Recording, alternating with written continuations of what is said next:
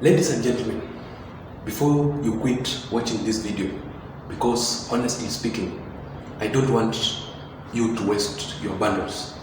So what I will do, I want to analyze for you the key areas which are very, very important in this video. So, Raila Odinga and William Ruto today, as we speak, they are two horse races, and neither of them is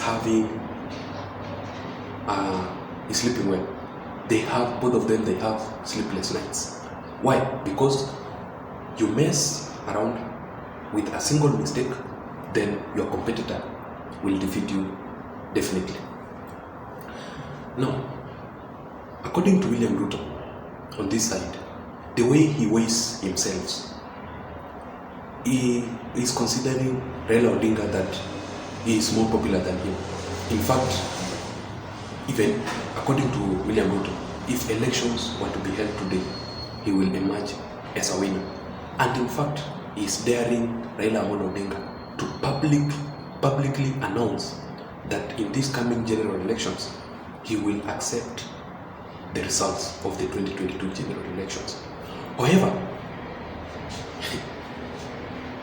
in William Ruto's camp, or according to William Ruto, he has only one big headache right now as we speak. The headache of William Samoei Ruto is only one person. That is Uhuru Kenyatta. Honestly speaking, that is the real headache of William Samoei Ruto. Why am I saying this? In fact, yesterday, since Uhuru Kenyatta endorsed Raila Odinga, William Samoei Ruto has been playing hard. He has been going rounds and rounds. He has not been sleeping. He has been coming up with strategies to defeat Raila Odinga. Meaning, Uhuru Kenyatta is his main headache. Because William Ruto and Uhuru Kenyatta, they have a history together. They are both in the same government, which they built together. They created that government. So, William Ruto yesterday was speaking and he said that, I'm begging Uhuru Kenyatta, the knife that we used, or the knife that I used to make him the president, I'm begging him to not to use the same knife to cut me off. What does that statement mean, politically speaking? That statement alone means a lot of things, and I have analyzed that statement properly. The knife here, the word knife, is used as a proverb, mafumbo. So he used that statement as a proverb, and it has inside meaning, which I'm going to explain it to you so that you can understand. So the word knife, according to me personally, what I know, what I understood by that word, the word knife here means the strategy. The strategy, so it was meaning that, please Uhuru Kenyatta, the strategies that we used so that you can become the president of the Republic of Kenya, please do not use those strategies to cut me off. Now, ladies and gentlemen, whoever is watching this video, to defeat Raila Odinga is not an easy thing the way you think. Especially during the 2013 up to 2017, Uhuru Kenyatta defeating Raila Odinga, they had to come up with severe strategies in order for them to defeat Raila Odinga. If these strategies Uhuru Kenyatta will use to support Raila Odinga and go against William Samoei Ruto, definitely William Ruto will fail in these coming 2022 general elections. So, what William Ruto is trying to do is trying to beg Uhuru Kenyatta to stay out of these 2022 elections. He is telling the president, please allow me and Raila Odinga to compete fairly, and I will defeat him. What are these strategies that Uhuru Kenyatta and William Ruto used so that they can defeat Raila Odinga in 2013 and 2017? One, the use of government machinery and the deep state. Those are two different things. Government machinery is the use of force. The government is being involved during the elections. The use of force. So that if Raila Amolo Odinga calls for maandamano, let's go for maandamano, the government will use force by using the police, the Kenya Defence Forces, and all those, the security personnel, so that they can frustrate Raila Amolo Odinga. Also, the use of the deep state. The deep state is now where key people or very secret people in the government, they support a certain person, a certain contestant in an election.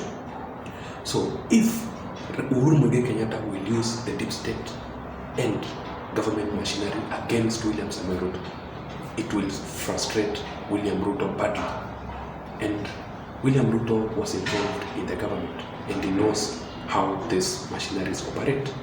They are very severe. So one is the use of government machinery and the deep state. The second strategy that William Ruto is fearing Uhuru Kenyatta to use is the use of demonizing Raila Amolo Odinga's name.